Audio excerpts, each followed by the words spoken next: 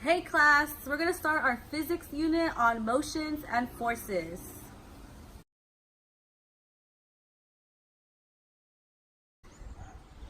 The world around us is full of forces and motions, from speeding cars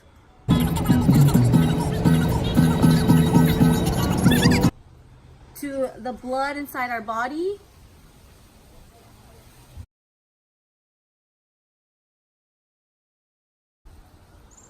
to the gust of wind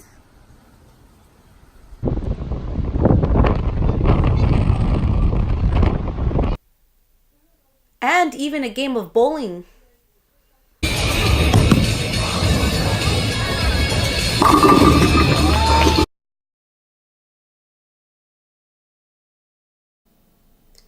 So what is a force? A force is a push or a pull.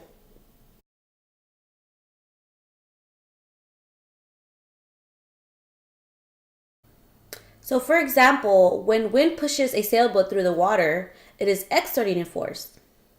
When gravity pulls an apple towards the ground, that is a force as well. So when we're kicking a soccer ball, when the foot kicks the ball, it applies a force. The force of the kick makes the ball go from standing still to moving away. Forces can make things move, change their speed, change their direction, and even change their shape.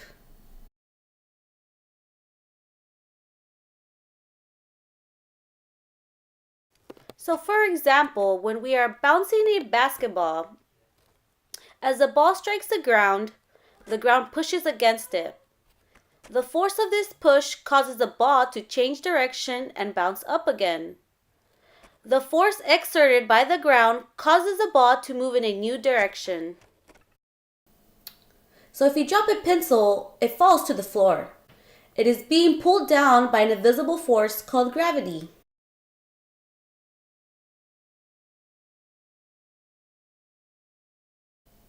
All objects have their own gravity. Heavier objects tend to pull more strongly than smaller objects. The heaviest object close to us is Earth, so everything is being pulled towards it. Without gravity, everything on Earth would fly into space. So when we are throwing a baseball, the force of gravity pulls the baseball down towards the ground. The ground does not need to be touching the baseball to apply the force.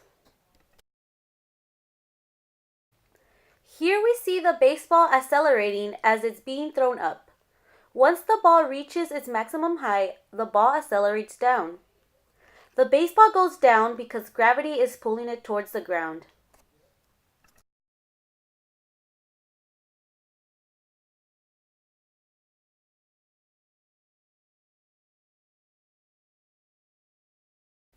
The length of a line between the start and end of a motion is the distance traveled.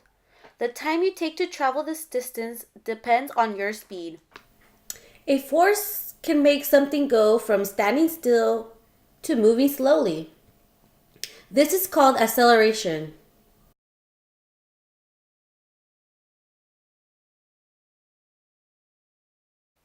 Here we see him increase in acceleration as he starts to skate, but his acceleration decreases as time goes on. There are only two ways to accelerate. It's either to change your speed or change your direction, or change both. That feeling you get when you're sitting in a plane during takeoff, or slamming on the brakes in a car, or turning a corner at a high speed in a go-kart, are all situations where you are accelerating. If you are not changing your speed and you're not changing your direction, then you simply cannot be accelerating. You can think about it this way. In a car, you could accelerate by hitting the gas or the brakes, either of which would cause a change in speed. But you could also use the steering wheel to turn, which would change your direction of motion. Any of these would be considered an acceleration since they change velocity.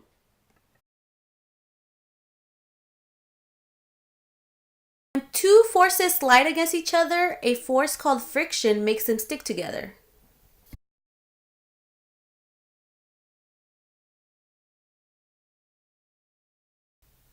Smooth surfaces like glass and ice are easy to slide over. They create very little friction. Rough surfaces like rocks and sand create more friction. It's harder to move things when there's a lot of friction holding them back. But if there were no friction, people would just slip and slide when they take a step.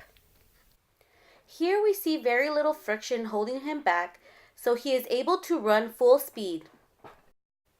Sand creates a lot of friction compared to a street, so it is harder to run full speed on sand. Without forces, nothing would ever move and nothing would happen. The earth would be silent and still. Isaac Newton developed 3 simple laws that explains what happens when forces make things move.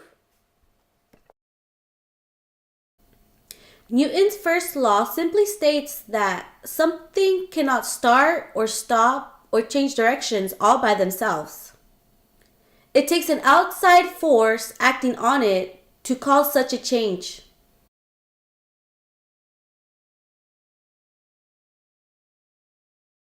I'm going to demonstrate Newton's first law, which states that an object in motion will stay in motion unless an outside force acts upon it.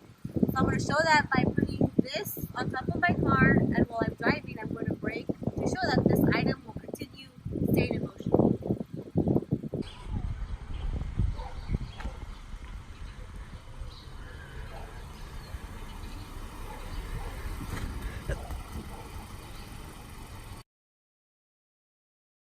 When traveling on a bus or a car or any vehicle, have you noticed how you continue to move forward when it stops? Well, you experience inertia. When a vehicle stops, you tend to jerk forward before coming to a complete stop. In the same way, you will jerk backwards when the vehicle begins to move. This occurs because of Newton's first law of motion, which means objects tend to keep doing what they're doing unless disturbed. Newton's second law of motion describes what happens to a massive body that is acted upon by external forces. It states that the force acting on an object is equal to the mass of the object times its acceleration. F equals ma.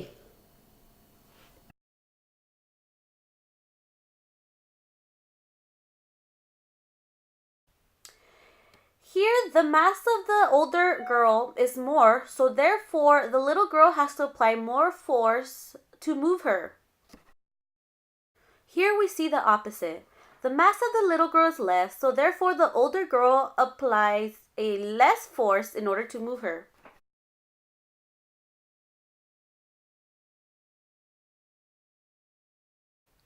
Here I only have to apply a little bit of force to get the go-kart to accelerate because a go-kart has less mass. I need to apply more force to move a car because a car has more mass than a go-kart. Newton's third law of motion states that first forces occur in pairs. So when one body pushes against another, that second body will push back as hard.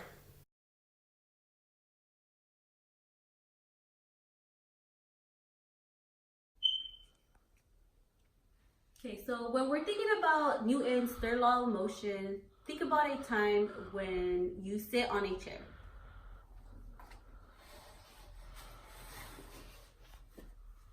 Okay, so when you're sitting on a chair, your butt to the chair exerts a downward force. But the chair to your butt exerts a upward force. So these forces are balanced, so therefore you stay on the chair and you don't collapse down. So now you know the physics behind sitting on a chair and why you don't fall down when you sit on a chair. So I have a question for you. Why do you think when I push a wall, I don't fall down? And the reason is because of Newton's third law of motion. So when I push a wall, I'm exerting a force onto the wall, but the wall is also exerting a force to me. So these two forces are balancing each other. Therefore, I don't fall down.